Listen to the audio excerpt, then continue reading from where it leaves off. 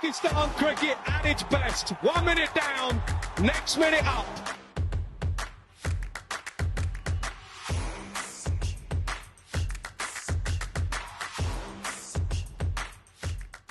Thanks very much, folks, for joining me once again. Saturday DK bringing you another exclusive interview with Back Passion.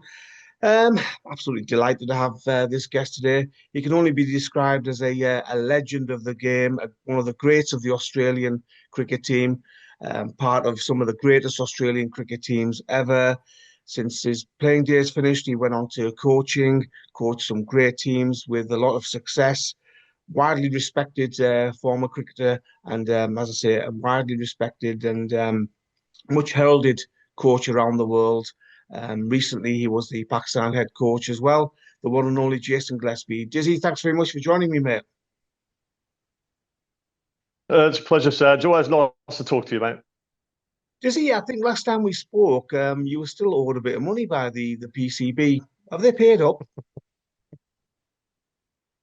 It's ongoing, Serge. Let's just leave it at that. I think it's an ongoing communication. So we'll see where that lands.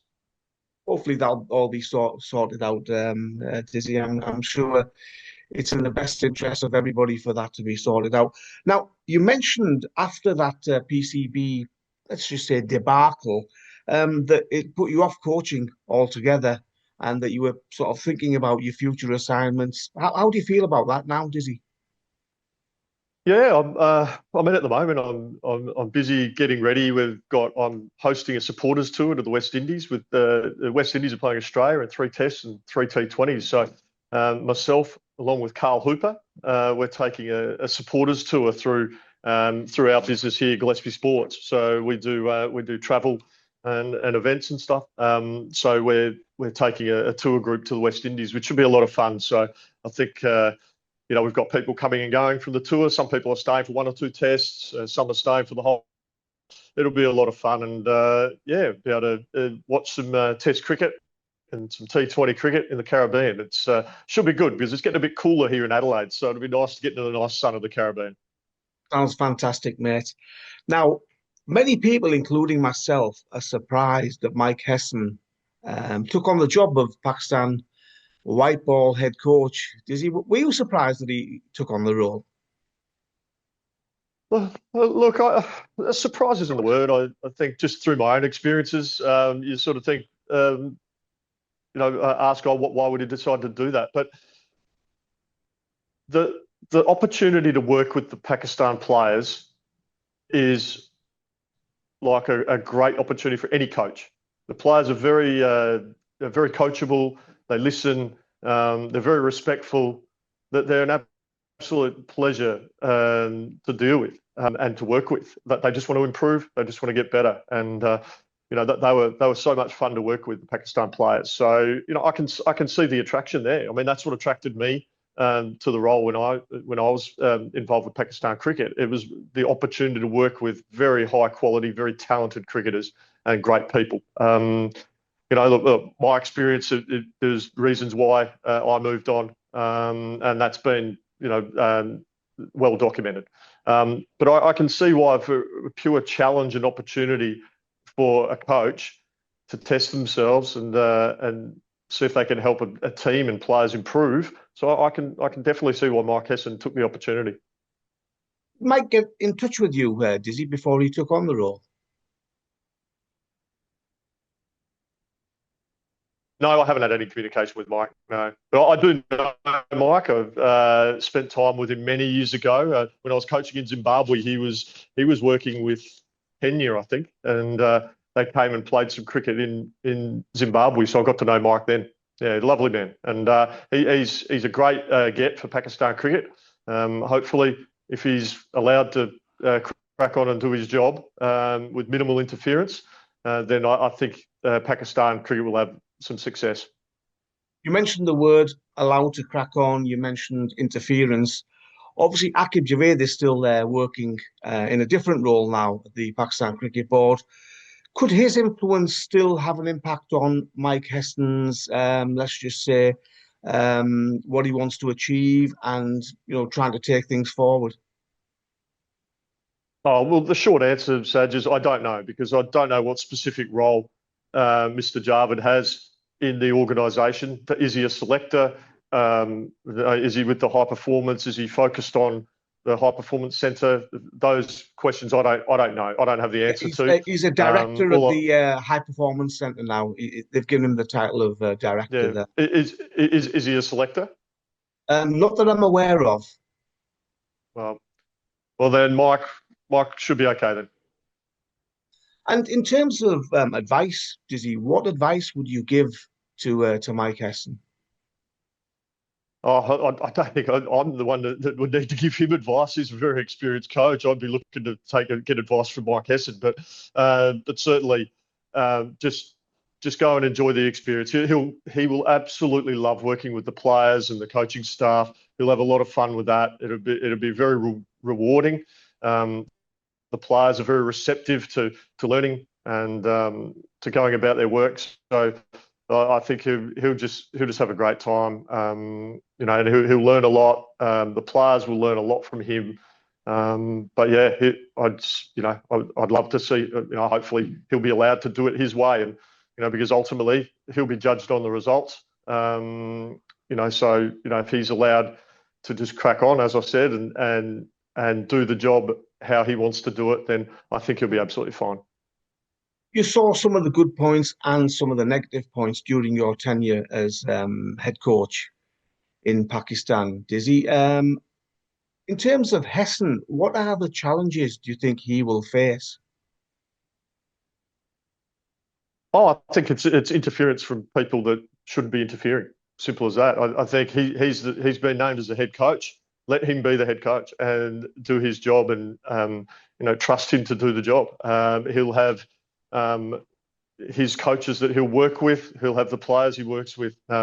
He should be given the opportunity to be able to do his job as effectively as he can, and with minimal interference. And if that is allowed to happen, trust this very experienced head coach. Trust this very good man to help Pakistan cricket drive forward. And I'm very confident if he's allowed that opportunity, Pakistan, the white ball team will succeed. And we've seen little shoots of that just now. Some of the stuff that's coming out of the Pakistan camp.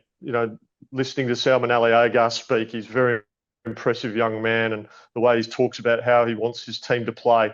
The players that they're bringing in to play in this white ball team. It's very exciting, and Pakistan supporters should be very excited by what they're seeing with this Pakistan white ball team under Mike Hesson and Salman Ali Agha. It's exciting times. There needs to be some patience as well, but overall, I'm very excited as a cricket supporter to watch what unfolds here in the white ball space with Pakistan, because I think they've got a very good man in charge in Mike Hesson. They've got a very good man in charge in Salman Ali Agha, and let them go and play. Let them learn the lessons. They'll make some mistakes along the way. That's part and parcel of professional cricket. But if they're given the support and the backing of everyone, and the supporters get behind the team through thick and thin, we'll see a very, very competitive Pakistan team in the white ball space. Is he just a final point on Mike Hesson before we move on to Salman Ali Agha? In terms of selection, the squad that was selected against Bangladesh, it had Mike Hesson written all over it. Lots of all-rounders, packing the team with batting depth. It looks like very much that he is having a major say in selection. That is absolutely vital, isn't it? Yeah, ultimately the results are going against his name, and so he quite rightly should have a say in what that squad and what that team looks like. So I'm really pleased that that's been allowed to happen by the PCB. That's the right decision. So I applaud the PCB for doing that and allowing Mike Hesson that opportunity.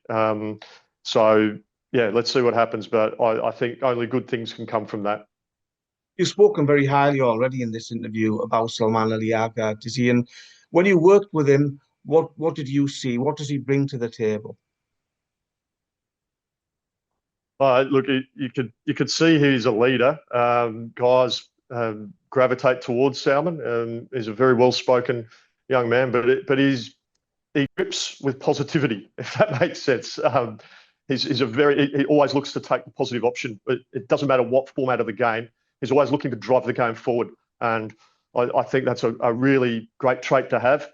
Even when he knows when he needs to manage the innings and when he needs to put the foot down and get moving. But I love that he always looks at the positives and always looks to take the positive option. So even in my short time with Pakistan, when I had a bad day or a bad game, Salman would always look for some positives, like not acknowledging where the team didn't do well or where we could have improved, but also highlighting that there were some positives to take out of it. And let's really we can focus on those and take comfort in that going forward, that we're on the right track. And that's what I'm hearing out of the Pakistan camp at the moment. Yes, you might have a bad hour, a bad day, or whatever, or a bad game, and that can happen. That's professional sport, but everyone's clear. That's what it seems to me under Salman, is that everyone's really clear on what their role is and what their expectations are, and then what will be will be.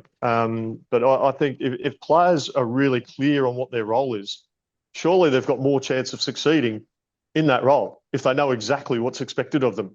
And that's what's coming through from Salman Ali Agha and Mike Hesson so far in the white ball space. He's obviously had a good start as T20I captain against Bangladesh, and now there's talk of him taking over as ODI captain as well from Babar-Rizwan, and Test captain as well from Shah. In Pakistan cricket, we tend to sort of, if somebody does well in one format, we try and give them the responsibility, or tend to give them the responsibility of captaincy in all formats. Do you think that's too much at this stage of his career? Oh, look, I'm sure he could handle it. Certainly the T20s and one day. I'm sure he could handle captaincy across all formats. But I think Pakistan are very fortunate to have such a great leader in the Test arena as Shah. He's one of the most impressive leaders I've come across in cricket, and I've been in cricket a long time. I believe Shah is a fine leader of men. He speaks very well. He's very, very positive.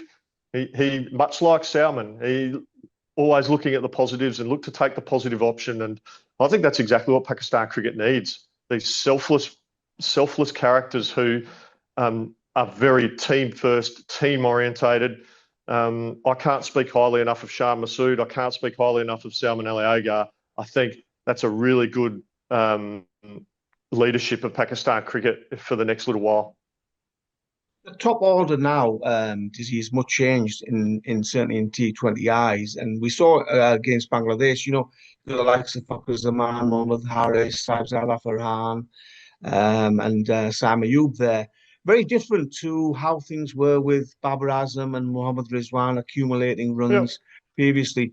I mean, it's very exciting to see that top order now and a different way of approaching batting. Yeah, most certainly. Look, it's very exciting to see, and I think you mentioned Salman Ayub. I think he's one of the most talented cricketers on the planet. I love watching him go about his work. You mentioned Zaman, Mohammad Haris. Saibzada Farhan, these guys, it's going to be some tough decisions for Mike Hesson and Salman Ali Agha, picking, maybe three of those guys to play, but that's your core top order for white ball cricket for mine. And then you've got obviously Babar-Rizwan and Mohammad Rizwan available where they fit in. They're both quality players. I still believe they've got plenty to offer in the white ball space. There's no doubt about that. But I was particularly excited. Obviously, Salman Ayub is a quality player, but I was particularly excited with the selection of Mohammad Haris. I think he's the type of character and personality that the Pakistan team needs. Someone who's very much an upbeat character. He's busy. He's energetic.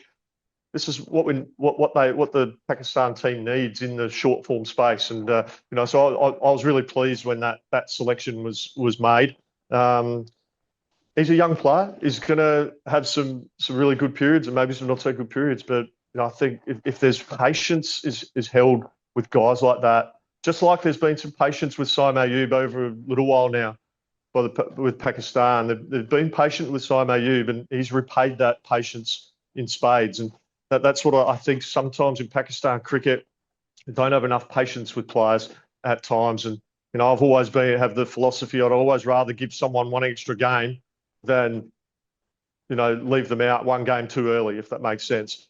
So I applaud the selections of these guys, and what my thoughts are, just give them time to get into those roles, and marry that up with what I mentioned, with those clear expectations of what's expected for you in that role, and you watch these guys shine and grow and improve, and you'll see a very, very competitive Pakistan side against all nations, because the talent is there, Saj. The talent is in Pakistan. That's never been in question. Okay, the talent is there. They just need the backing and support of everyone in Pakistan cricket, and hopefully that will be allowed to happen, and you'll see some very good performances from this Pakistan white ball team. Never say never in Pakistan cricket, Dizzy. But to me, it seems difficult for Babar-Rizwan and Mohammad to get back into this T20I side. I know, with all due respect, they played against Bangladesh, and there'll be tougher challenges coming up. Yeah, so of course. some of those young players might fail, they might not do so well. But the way Mike Hesson wants the team to play, the approach, it seems difficult for Babar and Rizwan to get back into this team, it seems. Yeah, I'm not so sure about that. I think you're talking about two wonderful, wonderful players in Rizwan and Babar-Rizwan. Right? They're very experienced. They can adjust and adapt their game. If the captain and the coach are saying we need to play a certain way and this is how we want to go about it, the ball's in their court. They've got an opportunity to show that they can play those roles or fulfill those roles for the team. And I've got absolutely no doubt that Bubba and Riz are more than capable of doing that. They're two wonderful players. They're two of the better players Pakistan have produced. So they can show adaptability and flexibility in how they go about it. So I've got no doubt that they can play a role. And I think Mike Hesson's actually acknowledged that they could play a role in T20 cricket going forward. And I firmly believe that as well, because they are such good players. And but at the moment, they're finding themselves not in the side at the moment. That doesn't mean they're not going to be in the side in the future. The team is wanting to get the captain and the coach have said, this is how we want to go and play. And, it's a bit like saying to people, this is how we're going to play. It's your choice whether you want to get on the bus and play or not. It's your choice as a player. And I think that's probably the challenge that's been thrown up to players in Pakistan, not just the two guys we're speaking about, but everyone. If you want to play in this Pakistan side, this is how we want to go about our T20 cricket. If we want to challenge the best teams, we need to play this way. And we're only looking at guys who are going to look to play this way. And I think that's very refreshing. I think that's great. And, and I've got no doubt that Bubba and Riz can play and fulfill roles for Pakistan going forward in T20 cricket. Is he Shaheen Afridi? It's been a roller coaster the last couple of years for him. Obviously, he was made T20I captain, then the captaincy was taken away. His form's been up and down. Great PSL, leading wicket taker in that, and then he was left out of the series against Bangladesh. Some people saying he was rested, others saying he was dropped. What advice would you give to Shaheen at this stage of his career? The advice I'd give to Shaheen, I mean, what I love about Shaheen is his work ethic, his work rate. He trains incredibly hard. I think he's a fine bowler, and his record suggests that. Yes, he's had maybe a slightly up and down, little period, but as you said, he's a leading wicket taker in the PSL. He did wonderfully well there. So he's clearly got a huge future, and he'll certainly be in the plans for all formats for Pakistan. please bear in mind he's played a lot of cricket. He plays a lot of cricket. He's one of the most robust fast bowlers on the planet. And what I mean by that is he plays a lot of cricket, and he goes at 100% all the time. You never see Shaheen Afridi bowl at 80%. He's always full tilt, 100%, busting his gut for the team. And look, he'll be fine. I've got no doubt that he'll find his way into that side and perform strongly for Pakistan. World Test Championship coming up, Dizzy, at Lords. Yeah. Australia, South Africa. There's only one winner there, isn't there? Well, you are talking to an Australian here, Sad. So, look, I think Australia deservedly start favourites. They've had a wonderful 2 years in the cycle leading up to this final. South Africa, while they maybe not have played as much cricket, deserve to be there. They've played really good cricket as well. So, but I think the experience of Australia, I think will be a telling factor.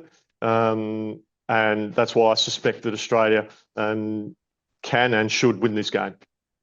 And finally, a word or two on Glenn Maxwell, who recently announced his retirement from the ODI format. I mean, a maverick, a match winner. There's so much you could say about him, isn't there, Dizzy? He's just an absolutely brilliant player. Most certainly.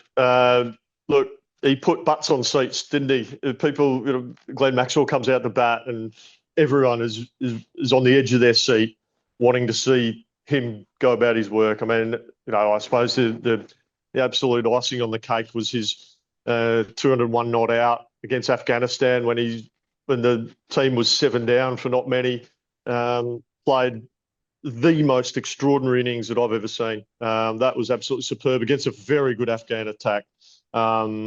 And won the game for Australia. I thought that was just absolutely mind-boggling, incredible. He's done wonderful things in the one-day space. He's done amazing things in the T20 space. He should be applauded. He's one of Australia's great white ball cricketers, and he should be applauded as such. A wonderful career for Australia. I know he only played a few Test matches. He would have liked to have played more, but he was certainly known probably more as a white ball cricketer, and he should be very satisfied with a wonderful career for Australia. Dizzy, always a pleasure speaking with you, and I'm very jealous that you're going out to the Caribbean and I'm not. I'd love to join you. I'm sure it'll be a fantastic trip, a very successful trip as well, and I'm sure you'll have a lot of fun on the way. I will, Saj. I'm really looking forward to it, but I'm looking forward to the World Test Championship final on TV in this next week that's coming up. So I'll certainly watch that with interest and look forward to seeing that before we go away. Fantastic, mate. All the best. Cheers. Thank you. Thanks, mate. See ya.